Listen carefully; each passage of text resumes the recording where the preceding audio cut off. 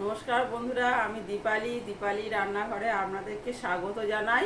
অন্যান্য দিনের মতো আজও এসেছি কিছু রেসিপি করে আপনাদেরকে দেখাবো। এই রেসিপিগুলো একটু অন্য রকমের। দেখুন, এখন তো অতিরিক্ত গরম, এই গরমের সময় দুপুরে ভাত বলুন আর রাত্রে ভাত বলুন, যেন খেতে একটু অস্বস্তি বোধ হয়। তাই আমি আজকে দুপুরে একটু পান্তা ভাত খাবো। সেই দুপুরে পান্তা ভাতটা কী দিয়ে খাবো সেটাই আপনাদের সাথে শেয়ার করব। আপনারা প্রথম থেকে শেষ পর্যন্ত দেখতে থাকুন আর আমার সাথে থাকুন।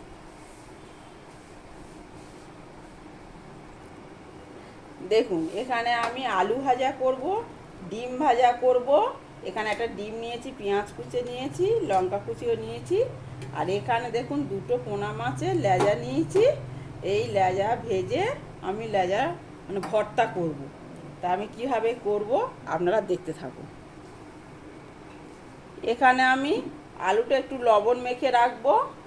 আলুটা লবণ মেখে রাখা এই কারণে যাতে আলুটা নরম হয়ে যাবে আর এবং তাড়াতাড়ি ভাজাও হয়ে যাবে।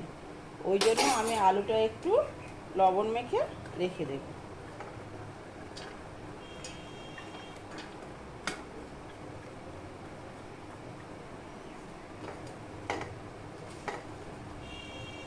সাইডে ঢাকা দিয়ে রেখে দেব। এখানে আমি ডিম ভাজার জন্য পেঁয়াজে লবণ দিয়ে দেব পরিমাণ মতো, আর দিয়ে দেব একটু লঙ্কা কুচি। দিয়ে আমি লবণ আর পেঁয়াজটা আগে মেখে নেব, দিয়ে তারপর ডিমটা ফাটিয়ে দেব। দিলে আর মানে লবণটা ডলা পেকে থাকবে না। দিয়ে এটা রেডি করে নেব।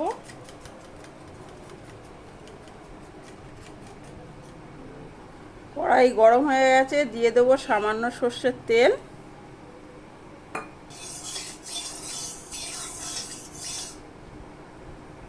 তেল গরম হয়ে গেছে, দিয়ে দেব ডিম ভাঙা।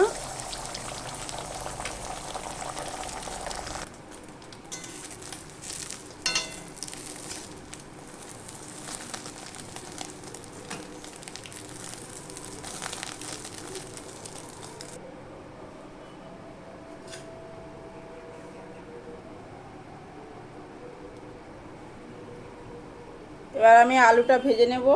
লবণ দিয়ে রেখেছিলাম তো, দেখুন কতটা জল উঠে গেছে। এবার আমি জলটা থেকে ছেঁকে ছেঁকে নিয়ে নেব। ঢাকা দিয়ে দেবো, দিয়ে গ্যাসটা একদম লো ফ্লেমে রাখবো। এখানে মাছে আমি লবণ, হলুদ আর একটু সামান্য লঙ্কার গুঁড়ো দিয়েছি। এটা মেখে রাখবো।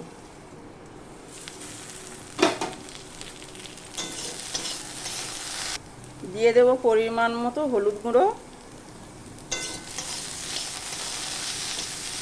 লবণটা আমি আর দেবো না, লবণ যেহেতু আমি মেখে রেখেছিলাম আগে।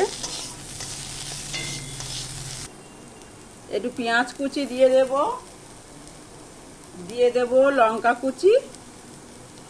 দিলে এই আলু ভাজাটা খেতে খুব ভালো লাগে লঙ্কা পেঁয়াজ দিয়ে ভাজলে। আলু ভাজাটা আমার হয়ে গিয়েছে, এবার আমি তুলে নেব। গোটা শুকনো লঙ্কা ভেজে নেব। লঙ্কা ভাজা হয়ে গেছে, তুলে নেব। একটু পেঁয়াজ ভেজে নেব সিদ্ধ আলু মাখার জন্য। পেঁয়াজ ভাজা হয়ে গেছে, তুলে নেব। এবার মাছ দুটো ভেজে নেব।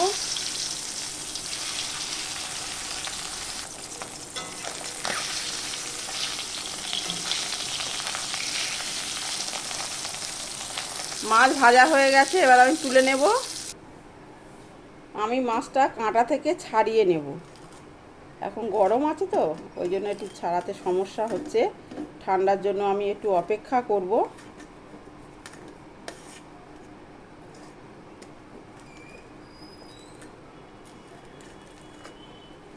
এরকম করে ছাড়িয়ে নেব।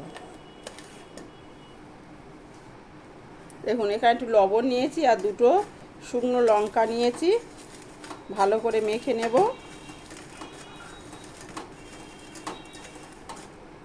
এবার মাছটা আমি এরকম ছোটো একটা বাটি নিব, নিয়ে এরকম চেপে চেপে নেবো যাতে কিছুটা কাঁটা আমি বের করে নিতে পারবো। আর মাছটা মাখাও খুব সুন্দর হবে।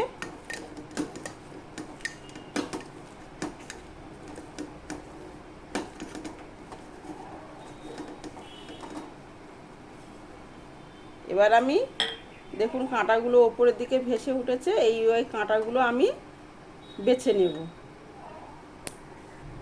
দিয়ে দেবো সর্ষের তেল পরিমাণ মতো। এখানে আমার পান্তা ভাতের উপকরণগুলো রেডি। এবারে আমি সবগুলো গুছিয়ে নেব।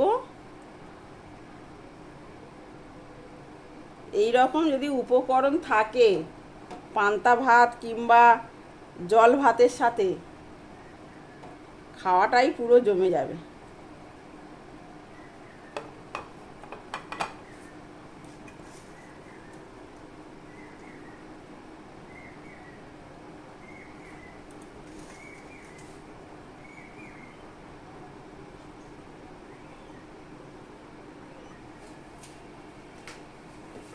দেখুন বন্ধুরা, আমার এই পান্তা ভাতের উপকরণগুলো যদি আপনাদের খুব পছন্দ হয় তাহলে আপনারা অবশ্যই কমেন্ট করে আমাকে জানাবেন। আজকে দুপুরে কিন্তু এই পান্তা ভাতটাই আমি আজকের খাবো। তা আমার এই উপকরণ যদি আপনাদের পছন্দ হয়ে থাকে আপনারা অবশ্যই ইউটিউব থেকে দেখলে সাবস্ক্রাইব করবেন, আর আমার ফেসবুক পেজ আপনারা ফলো করবেন। আপনারা সুস্থ থাকুন, ভালো থাকুন, এই বলে আমার ভিডিওটা এখানেই শেষ করছি। অন্যদিন অন্য কিছু নিয়ে আপনাদের সাথে অবশ্যই আমি শেয়ার করব। দেখুন এই মাছ মাখাটা মানে লোভ সামলানোই যাচ্ছে না, একটু টেস্ট করেই দেখি।